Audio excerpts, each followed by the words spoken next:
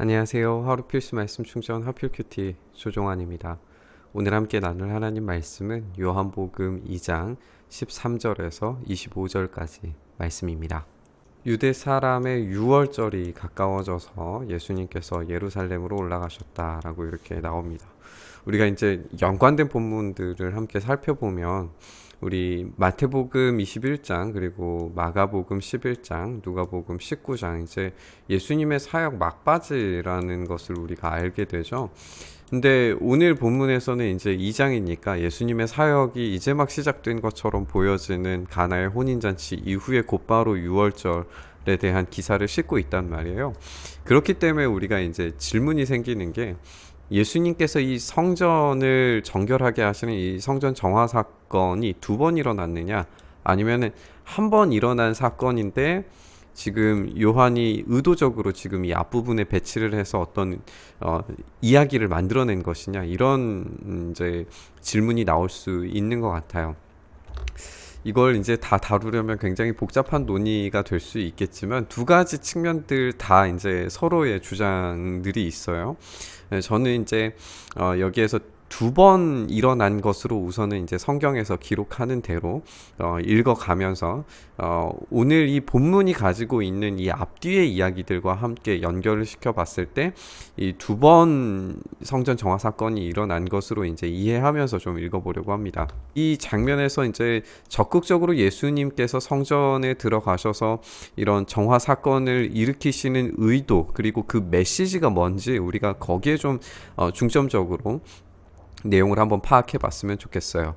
어쨌든 이 성전 뜰은 그때 당시에 이 상인들이 노점을 차리고 동물들을 팔았던 행위들을 허락해 준 것으로 이제 고고학자들도 그렇게 이야기를 합니다. 근데 이게 좀 단순한 문제가 아닌 건 뭐냐면 제사를 드리기 위해서 제물들을 이 소와 양과 비둘기를 가지고 올라와야 하는 거잖아요.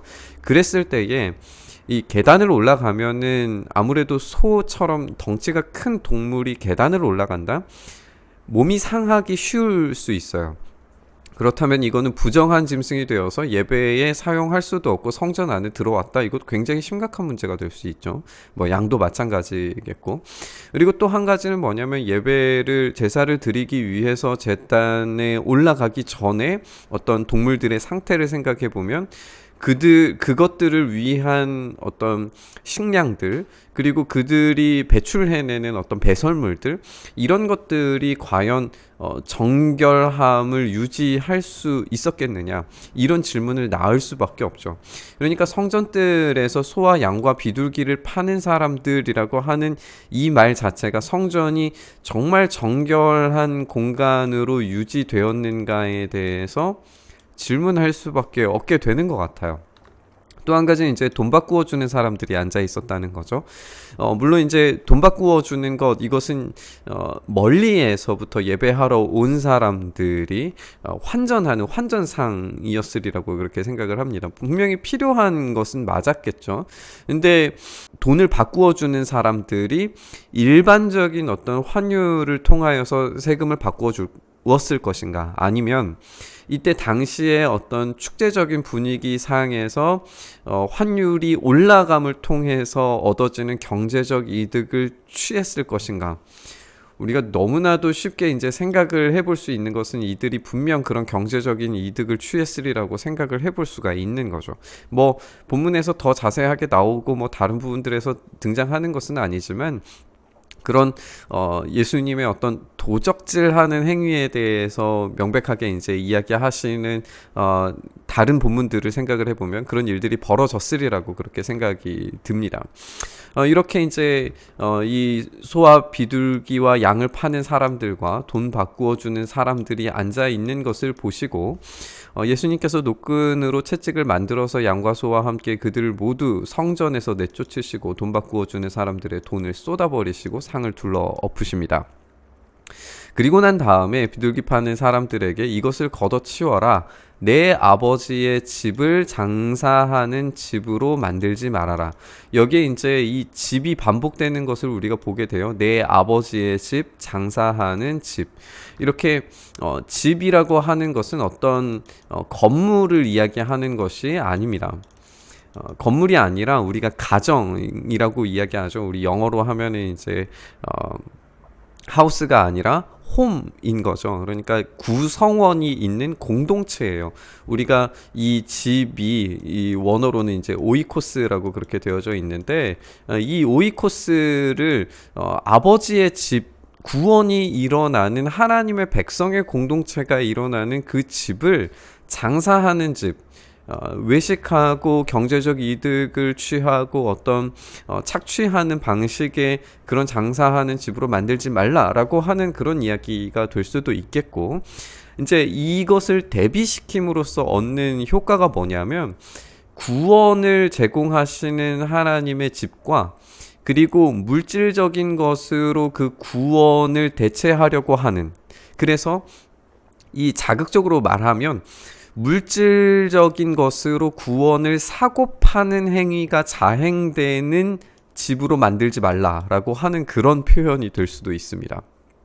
그러니까 예수님의 성전 정화는 단지 이제 이 거룩하지 못한 것들에 대한 제거이기도 하지만 행위 구원, 내가 돈을 주고 구원을 사는 행위가 벌어지는 것에 대한 직접적이고 선명한 반대의 의사라고 그렇게 읽을 수도 있다는 글을 읽었어요. 굉장히 공감이 갔어요. 그렇게 지금 이 요한복음에서의 의도는 이 구원이, 참된 구원이 어디서부터 오는가, 어떤 변화가 참된 구원을 일으키는가, 우리가 단순한 순종으로부터 참된 예수님을 만나고 그것으로부터 이 언어가 바뀌고 삶이 변하는 과정들을 이제 제자들을 통해서 확인했잖아요. 그것처럼 오늘 이 본문에서도 어떤 물질적인 행위로 인하여서 하나님의 구원을 참되게 아는 것이 아니라 영적인 구원과 변화의 어떤 단순한 순종으로 따라가는 그런 삶이 이루어지지 않는다면 그 구원은 불가능하다라고 하는 이야기를 여기에서 들려주는 거죠. 이렇게 생각을 했을 때에 이 뒷부분에 나오는 니고데모 이야기와도 자연스럽게 이제 연결이 될 것 같아요. 그런 측면에서 우리가 이 요한이 첫 번째 성전 정결 이야기를 우리에게 들려주는 것 아닌가, 이런 생각을 좀 해보게 됐습니다. 제자들은 주님의 집을 생각하는 열정이 나를 삼킬 것이다 하고 기록한 성경 말씀을 기억했다라고 이렇게 나오는데, 이제 이것을 기억한 시점은 아마 그 당시는 아니었을 것이고, 이 뒷부분에서 제자들이 죽은 사람들 가운데서 살아나신 뒤에야 이제 기억했다라고 하는 말과 이제 연결을 생각해 보면 이제 뒤에 나중에 떠올렸으리라고 그렇게 생각이 돼요. 왜냐하면 이 주님의 집을 생각하는 열정이 나를 삼킬 것이다라고 하는 것은 이제 시편 69편 9절 말씀이거든요. 근데 이 시편 69편 9절 말씀의 전반적인 내용은 뭐냐면 시인이 수치를 당하고 친척과 어머니와 어머니 자녀들에게 외면받고 있다, 이런 내용이 이제 시편 전체적인 이 69편의 전체 내용이거든요. 이것을 곧바로 떠올렸다라기보다는 이제 나중에 떠올렸으리라고 생각이 되어지는데, 여기에서 이제 이런 수치에 관련된 이야기를 제자들이 이 장면 가운데서 떠올린 것을 생각을 해보면, 지금 이 18절 이후에 등장하는 이야기가 예수님의 어떤 성공적인 성전 정화 사건을 이야기하는 것이 아니라 이 수치를 당하신 사건으로 이해했다고 볼 수 있어요. 한번 생각을 해보면, 유대 사람들이 예수님께 물었어요. 당신이 이런 일을 하다니 무슨 표징을 우리에게 보여주겠어? 그러니까 공식적인 행위를 달라라고 하는 거죠. 이거 이제 세례 요한에게도 동일한 것을 요구했었고, 예수님께서 그들에게 말씀하세요. 이 성전을 허물어라. 그러면 내가 사흘 만에 다시 세우겠다. 유대 사람들이 반론하기를 뭐냐면, 이 성전을 짓는 데에 46해나 걸렸는데 이걸 사흘 만에 어떻게 세우느냐? 이것은 증거가 되지도 않고 표적이 될 수도 없고 이것은 불가능한 일이다 라고 그렇게 판단을 내려요. 그러면 이 논쟁 가운데에서 승리한 것은 예수님이 아니에요. 왜냐하면 그러나 예수님께서 성전이라고 하신 것은 자기 몸을 두고 하신 말씀이라는 것을 죽은 사람들 가운데서 살아난 뒤에야 깨닫게 되기 때문에요. 그러니까 제자들조차도 이것이 불가능한 일이라고 그렇게 생각을 했던 거예요. 이렇게 제자들조차도 불가능한 것으로 그때 당시에는 이해했기 때문에 이 논쟁 가운데서 예수님께서는 지셨고 논쟁에서 실패하셨고, 이 논쟁의 실패는 수치를 가져올 수밖에 없습니다. 그래서 이제 나중에 그것을 기억하고서 성경 말씀과 예수께서 하신 말씀을 믿게 된 것이지, 이때 당시에 성전을 허물고 다시 세워라라고 하는 진의를 깨닫지 못했을 때에는 실패와 수치를 당하신 사건이라는 걸 우리가 볼 수 있게 됩니다. 그때 이제 예수님께서 유월절에 계시는 동안에 표징을 보고 많은 사람들이 이제 믿게 되는데, 이 장면에서도 이제 실패를 보게 되는 거죠. 왜냐하면 그러나 예수님께서 모든 사람을 알고 계셨기 때문에 그들에게 몸을 맡기지 않으셨다라고 이렇게 설명하는 부분 때문이에요. 알다라고 하는 이 표현을 우리가 생각을 해보면, 이 나다나엘이 나를 어떻게 아십니까? 라고 질문했을 때에 무화과 나무 아래에 있는 것을 내가 만나기 전에 이미 보았다라고 하는 말씀을 통해서 그의 육체적인 위치, 그리고 정신적인 상태, 어떤 심리적인 상태, 어떤 사회적인 그런 지위들, 이런 모든 것들을 한꺼번에 통찰력 있게, 그리고 이미 미리 아신 바 된 분이시라는 것을 우리가 함께 나눴잖아요. 그러니까 예수님께서는 이런 것들을 모두 다 아실 수 있는 분이시기 때문에 이 사람들이 지금 표징을 보고 이름을 믿었다라고 하는 것이 어떤 행위와 기적으로 구원을 보는 사람들에 대해서 예수님께서 인정하지 않으셨다는 거예요. 성전에서 물건을 통해서 구원을 사고 파는 행위에 대해서 거부하셨고, 그리고 이 표징을 보고 예수님의 이름을 믿는 사람들에 대해서 거부하시는 것을 보게 됩니다. 이런 것으로 봤을 때 이제 일관적인 내용을 우리가 확인하게 되는 거예요. 눈에 보이는 것, 그리고 어떤 물질적인 것으로 구원은 절대 사고 팔 수가 없습니다. 오히려 진정한 증인의 역할을 하려면 그 사람이 누구인지 정확하게 보시는 예수님 앞에서 나의 정체가 정확하게 드러나고, 그에 따라서 정확하게 정말 단순하고 절실한 계속된 지속된 순종으로 말미암아서만 참된 제자가 될 수 있다는 것을 우리가 배울 수가 있는 거예요. 우리에게는 표징이 필요한 것이 아니라 우리를 제대로 아시는 분을 따라가는 그 단순한 순종이 중요하다는 것을 이 요한복음 전반부를 통해서 우리가 배울 수가 있습니다.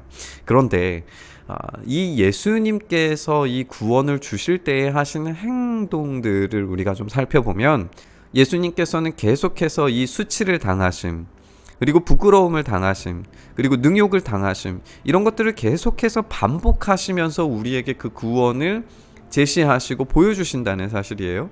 그리고 그 수치와 부끄러움의 자리로 우리를 초대하신다는 것을 우리가 알아야 합니다. 예수님께서 그 수치를 당하셨을 때 구원은 시작됩니다. 그 부끄러움을 당하신 십자가에서 우리의 구원은 완성되는 거예요. 그렇다면 우리도 이 복음을 부끄러워하지 않는 믿음과 확신을 가진 증인의 삶을 살아낼 때에 우리의 참된 믿음은 증명될 수 있다라고 하는 사실을 함께 생각을 해봤으면 좋겠습니다. 우리가 표징을 보고 믿고 또 우리의 행위를 나타내는 그런 모든 요소들이 우리 안에 가득 채워져 있다면, 그런 것들을 깨끗이 몰아내고 오로지 하나님의 집, 하나님의 가정, 그분의 백성이 되기 위한 겸손과 낮아짐과 그 수치를 감당할 만한 적극적인 그리고 지속된 그런 제자로서의 따라감을 우리가 경험을 함으로써 우리의 비워진 뜰에 주님의 은혜와 진리로 가득 채워지는 그런 은혜를 우리가 경험할 수 있게 해달라고 오늘 본문 말씀 함께 묵상했으면 좋겠습니다. 주님, 우리가 그렇게 주님의 말씀 앞에 서게 하시고 그 말씀 위에 온전히 서게 하여 주시옵소서. 우리의 행위로, 우리의 노력으로, 우리가 어떤 것을 보는 것으로, 어떤 기적적인 행위를 경험함으로 믿는 것이 아니라 주님께서 그 수치를 인내하시고 당하셨음에도 불구하고 구원을 이루신 그 십자가 앞으로 우리도 함께 달려나아가서 진리를 맛보는 우리의 삶이 될 수 있도록 주여 역사하여 주시옵소서. 그렇게 우리의 삶을 붙드시기를 간절히 소망하며 우리 주님 예수 그리스도의 이름으로 기도드리옵나이다. 아멘.